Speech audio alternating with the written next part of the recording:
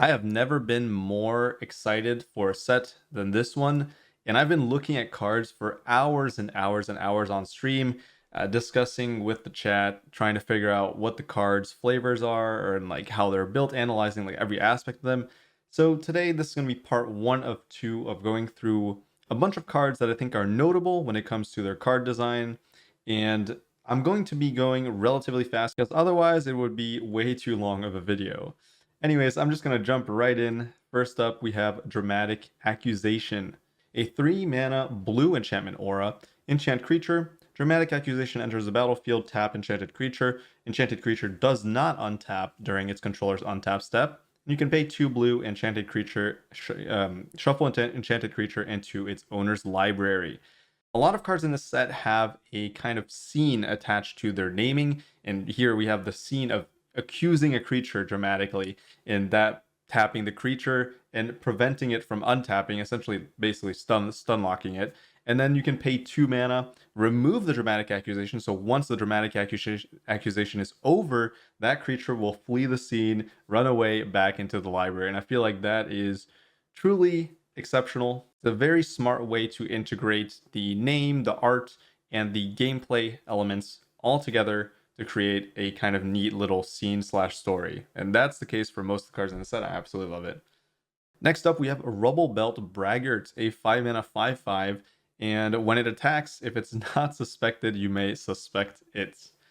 So, as you can see from the flavor text, the I did it double, no, triple homicide in a building I set on fire. Yep, all me. We have a creature that is bragging about its crimes, and as such, if it attacks, it becomes a suspect. And I think that's really, really incredible. And what's really cool about this card is that you choose to suspect it. So you choose when it wants to babble about like its crimes. It doesn't have to shout that it committed a crime. You can also just keep it as just a regular creature. So I think that's really awesome. This card in terms of flavor is on point. I love the art. I absolutely love the art. I feel like it tells you a lot about the creature itself. The naming's incredible, and flavor text absolutely on point. Incinerator of the Guilty is really incredible, as you'll see in a second. So 6 mana, 6/6 flying trample dragon. It's red, obviously. And when Incinerator of the Guilty deals combat damage to a player, you may collect evidence X. And when you do, Incinerator of the Guilty deals X damage to each creature and planeswalker that player controls. So, well, as you can see in the name, Incinerator of the Guilty, if you have enough evidence, you can basically incinerate the guilty by dealing damage to them. And I find that really, really funny. I think this card is on point in terms of flavor, as with all the other cards. The gathering of evidence kind of ties into, the guilty aspect of the card, and then the dealing damage in a wide, fashion to like each creature is part of like the incinerator aspect. So it's a dragon, like all of it ties super well together. I feel like this card is absolutely on point in terms of flavor, and I really, really like it. Next up, we have Hard-Hitting Question. A lot of the cards in the set are pretty humorous, and this one is not, definitely not an exception. And Hard-Hitting Question is a 1-mana sorcery. Target creature you control deals damage equal to its power to target creature or planeswalker you don't control. And as you can see from the flavor text, keen eyes and an analytical mind are some of a detective's most important tools, as is a mean left hook. So we have the use of violence through detective work, and I find that really well represented by the naming, the artwork, of course, and the fact that, the ability maps onto that by dealing damage equal to its power to target creature or planeswalker you don't control. So simple, works really well. Get a Leg Up is also a very humorous card, and it's a 1-mana green instant speed spell. Until end of turn, target creature gets +1/+1 for each creature you control and gains reach. And the flavor text, apologies for using you like a stepladder. On the other hand, thank you. You are a wonderful stepladder. So this is really funny to me. The artwork explains it really well. Basically using all your other creatures to, get more reach, get more power. And I think that translates really well to, target creature gaining +1/+1 for each other creature you control, and reach because you can reach higher through using other creatures as a step ladder. So really funny, and I like it a lot. Innocent Bystander is a 2-mana 2/1 goblin citizen, and I love that it's a citizen. That makes the card so much better. Whenever innocent bystander is dealt 3 or more damage, investigate. So we have the flavor text, of course. I'll read it. Whoops, this isn't my street. Don't mind me. I'll just be on my way while you enjoy your very sharp knives. So a citizen accidentally stumbling upon some, crazy assassins or some hoodlums or whatever, and getting murdered. So when it's dealt 3 or more damage, the detectives come and investigate. So if it's in a really brutal fashion, that creates the investigation, and that ties into the clue token that it generates. I find this to be a really tasteful card. I find it to be really funny. The artwork is very, very strong for this card. I think it tells you a lot about the exact situation that this creature would find itself in once it takes 3 or more damage. So awesome. Chalk Outline is exceptional in terms of artwork. First of all, it screams green. I really appreciate that about it. So Chalk Outline, really well represented artistically. 4-mana enchantment. Whenever one or more creature cards leaves your graveyard, create a 2/2 white and blue detective creature token, then investigate.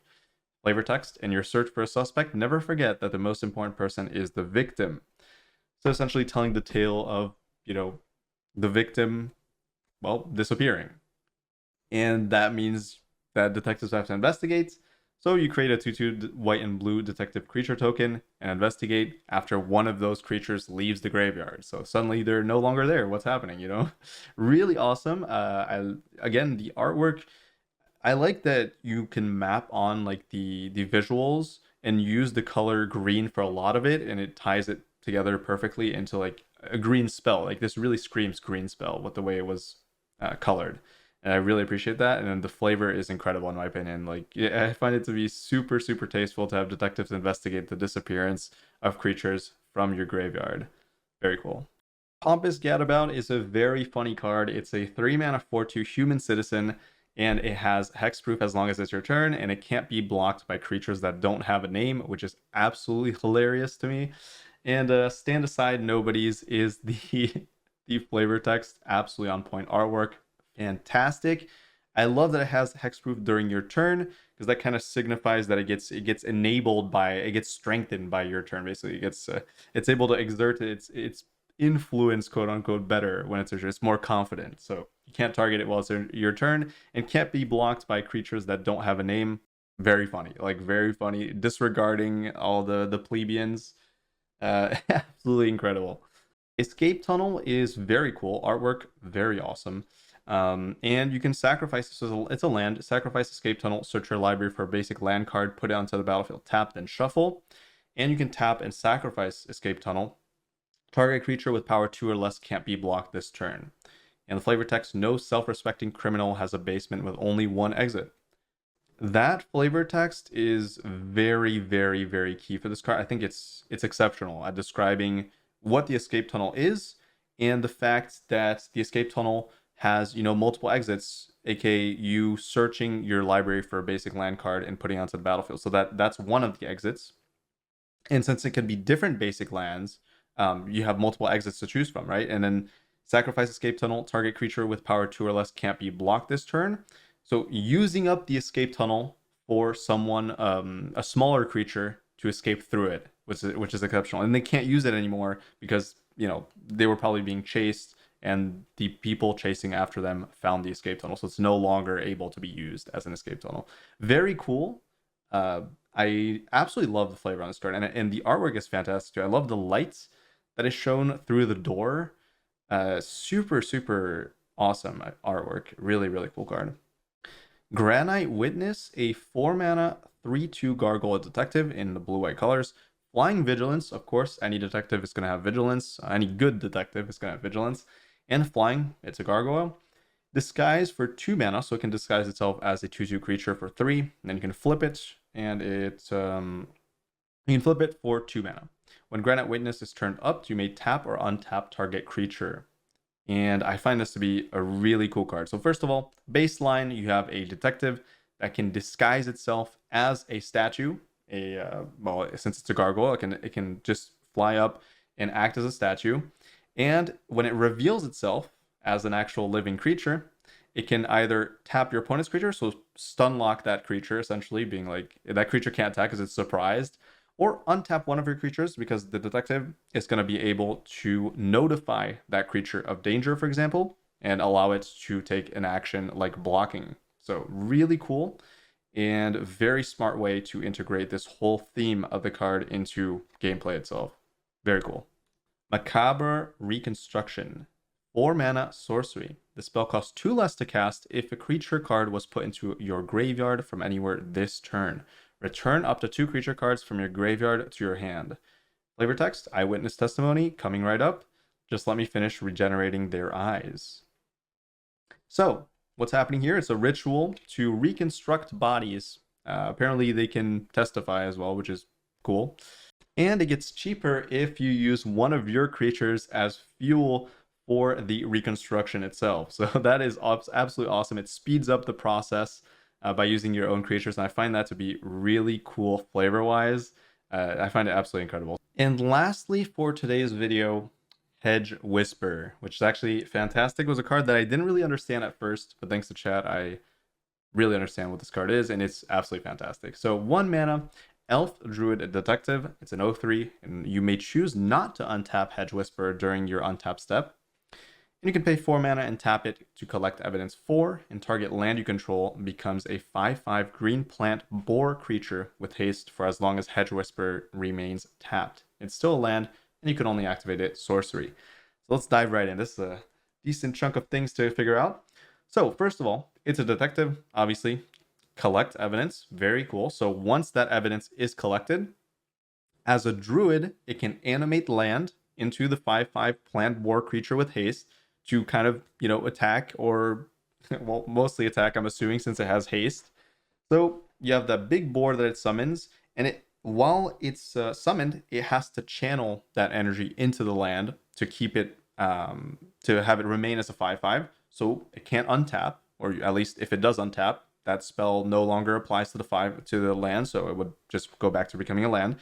So I find that to be really awesome. I don't know, the combination of a druid detective that can animate land to help with investigation, or more so just to attack criminals, probably, I'm assuming.